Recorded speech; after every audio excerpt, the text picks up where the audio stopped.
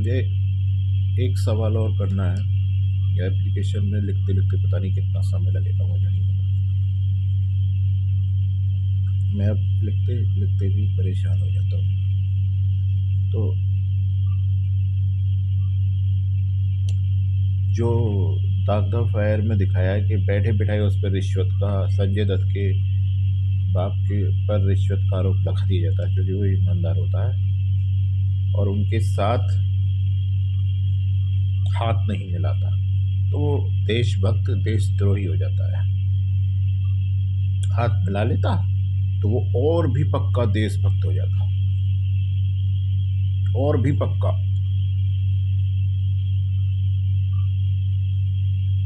अब इसमें ये सवाल है, एक तो ये सवाल है कि अगर 2018 में मैंने नहीं माना होता तो मम्मी को खो देता। दूसरा यही सब होता, उल्टा फंसा देंगे। तो हमारी बिल्डिंग फैक्ट्री बंद कर रहा है, हम तुझे उल्टा फंसा देंगे, ये ले, उल्टा फंसा देंगे, जिनका कोई अस्तित्व नहीं है। गवाह सब ऐसे ही, गवाह है हमारे पास, गवाह है ऐसे ही थोड़ी है ना, उल्टा फंसा देंगे। तो भैया CIA में जो मुझे फंसाने की कोशिश करी थी,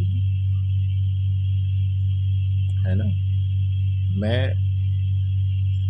इसमें दरअसल दो सवाल हैं। एक तो मुझे किसी बड़े पुलिस अधिकारी DIG वाईजी को ये रजिस्ट्री करने को कहा गया था, वो करके एग्रीमेंट बनवा के, नोटेरी, शपथ पत्र है। अभी ये सब मिस हो रहा है मेरे दिमाग में, नोटेरी और एग्रीमेंट ये सब। तो अगर मैं भेज देता तो क्या होता, पहला सवाल तो ये है। दूसरा सवाल ये है कि माननीय योगी जी की सरकार ना होती और अखिलेश की या मायावती की सरकार होती तो क्या होता।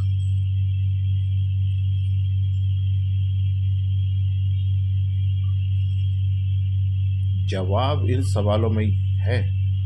जवाब जबरदस्ती का बनाने से सच्चाई नहीं दबेगी, जबरदस्ती का सवाल बनाने से सच्चाई नहीं दबेगी। अगर आपकी सरकार के अलावा अखिलेश की या मायावती की सरकार होती तो क्या होता है। सबसे पहली बात तो इन दोनों सरकार में इसकी पकड़ है। उससे भी पहली बात यह है कि इन सरकारों के हाल सबको मालूम है, मैं बोलना नहीं चाहता, है ना।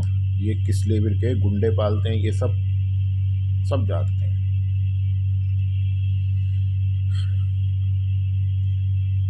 मायावती जी तो, सुश्री मायावती जी तो मौजपुर की हैं, अरनिया मौजपुर की, है ना।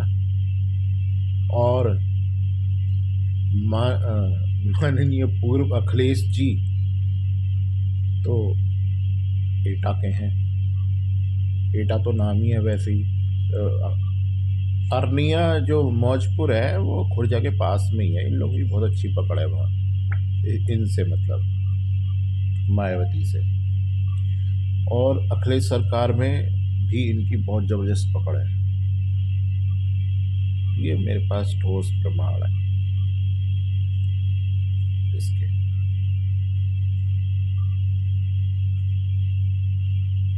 तो क्या होता, जवाब खुद आपके सामने है कि क्या होता है। कोई सुनवाई नहीं होती। सबूत, सबूत क्या होता है, सबूत क्या होता है। सबूत होने के बाद भी क्या इसने माने, क्या इसने CDR नहीं निकलवाई होगी।